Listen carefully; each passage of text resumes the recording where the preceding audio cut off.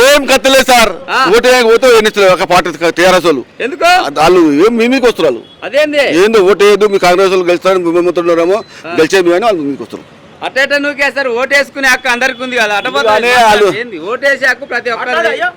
మరి ఓటేస్తుంటే ఎందుకు నువ్వేస్తారు? వాళ్ళకి అధికారం ఏముందంటే మాజీ ఎమ్మెల్యే గారు ఉండి కిషన్ రెడ్డి గారు వాళ్ళ సపోర్ట్ ఒక కోటికి 10,000 ఇచ్చి 20,000 ఇచ్చి ఇళ్ళ పంచిండు. పట్టుకుంటారని భయంతో ఉరికొచ్చి పడ్డారు వాళ్ళు.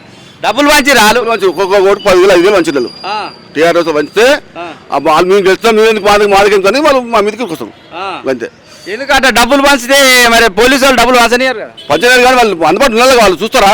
వాళ్ళు లేనప్పుడు పంచుకొని పోతారు. ఏ పార్టీ ఆయన ప్రజలు పంచిన ఆయన టీఆర్ఎస్ వాళ్ళు. టీఆర్ఎస్ వాళ్ళు ప్రజలు పంచిరా? కాంగ్రెస్ వాళ్ళు కూడా పంచిరా పైసలు? కాంగ్రెస్ పంచి బాగుంటున్నా అభిమానం సంఘాలు ఉన్నాయి. మాకు ఒకటి ఉంది కాబట్టి కాంగ్రెస్ పంచలే, ఒక ఓటు పంచాలి, ఒకటి చేయలేదు. వాళ్ళు పంచారు పొద్దు ఇప్పుడు వస్తారు ఇళ్ళలో. ఇప్పుడు వచ్చి పోయి పట్టుకుని పోతే దొరకలేదు.